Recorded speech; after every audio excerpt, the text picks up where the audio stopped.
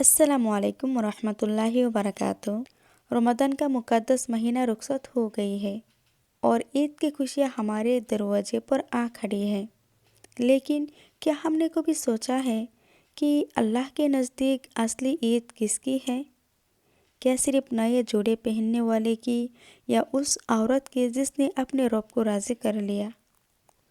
आज का ये बयान मेरी उन तमाम माँ और बहनों के लिए है जो पूरे महीने किचन की गर्मी और इबादत की मुशक्क़त से गुजरी है।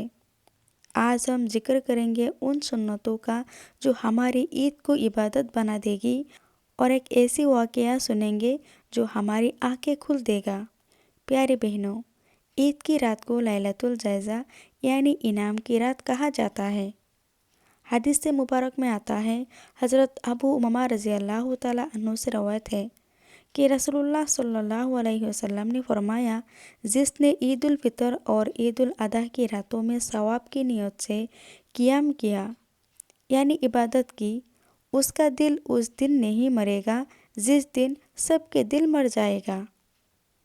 इसका मतलब ये है कि जब क़यामत की घबराहट होगी, ईद की रातों में इबादत करने वाली औरत का दिल पर सुकून होगा।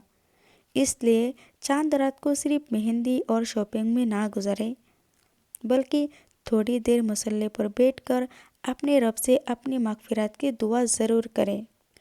आइए एक वाक़या सुनते हैं जो हमें ईद का असली मकसद समझाएगा। रवायत में मिलती है कि एक मरतबा ईद के दिन हज़रत उमर फ़ारूक रज़ी अल्लाह तआला अन्हु अपने घर में रो रहे थे। लोगों ने हैरत से पूछा, अमीरुल मुमिनीन, आज तो खुशी का दिन है, आप क्यों रो रहे हैं? तो हज़रत उमर रज़ी अल्लाह तआला अन्हु ने जो जवाब दिया वो हम सब के लिए सबक है। उन्होंने फरमाया, मैं इसलिए रो रही हूँ कि आज का दिन खुशी का दिन उनके लिए है जिनकी रोज़े कबूल हो गए और जिनकी नमाज़ें मकबूल हो गई। मुझे डर है कि कहीं उमर उन लोगों में ना हो जिनकी इबादत रद्द कर दी गई हो। सुबहान अल्लाह, इतने बड़े सहाबी होने के बावजूद इतना डर। तो हमें भी चाहिए कि ईद के दिन जहाँ हम खुशियाँ मनाएं, वहाँ दिल में ये फ़िक्र भी रखें कि क्या हमने रमज़ान का हक़ अदा किया, क्या हमारी ईद सिर्फ ज़ाहिरी है या रूहानी भी। अब हम बात करेंगे ईद के दिन की सुन्नत के बारे में। सबसे पहला है गुस्ल करना। हज़रत अब्दुल्ला इब्न उमर रज़ी अल्लाह तआला अन्हु ईद के दिन गुस्ल फरमाते और बेहतरीन लिबास पहनते थे।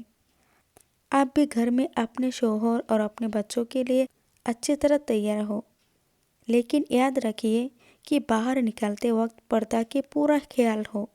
दूसरी काम है कुछ मीठा खाना।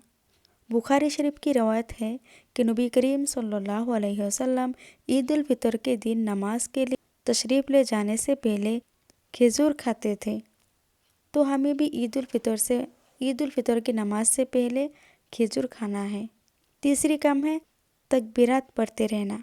घर में काम करते हुए अल्लाहु अकबर, ला इलाहा इल्लल्लाह, अल्लाहु अकबर वलिल्लाहिल हम्द, इसको पढ़ते रहना है। इससे घर में बरकत आती है और बच्चों की तरबियत होती है। और चौथी सुन्नत है कि जिस रास्ते से नमाज के लिए जाइए, दूसरे रास्ते से वापस आइए। एक ज़रूरी बात, ईद के दिन हम अक्सर दो गलतियाँ करती हैं। सबसे पहला है पर्दे में गफलती होना। घर में आने वाले देवर, जेठ या कज़न के सामने बिना दुपट्टा या बारीक कपड़े में आना गुनाह का बायस है।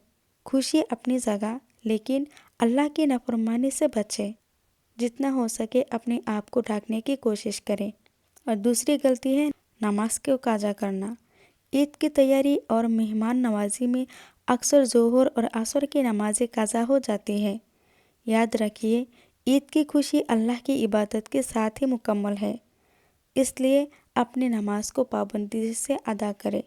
नमाज में कोई गफलती ना करें। आखिर में मेरी दुआ है कि अल्लाह हम सब की मेहनतों को कबूल फरमाए, हमारी ईद को सिला रहमी यानी रिश्तों को जोड़ने वाली ईद बनाए। अगर आज आपका किसी रिश्तेदार से झगड़ा है तो आज उन्हें माफ़ कर दे, क्योंकि अल्लाह उन्हें माफ़ करता है जो दूसरों को माफ़ करते हैं। امید ہے آج کا یہ بیان آپ کے دل میں اترا ہوگا۔ اس ویڈیو کو صدقہ جاریہ سمجھ کر شیئر کریں۔ اگلے ویڈیو تک کے لیے اللہ حافظ۔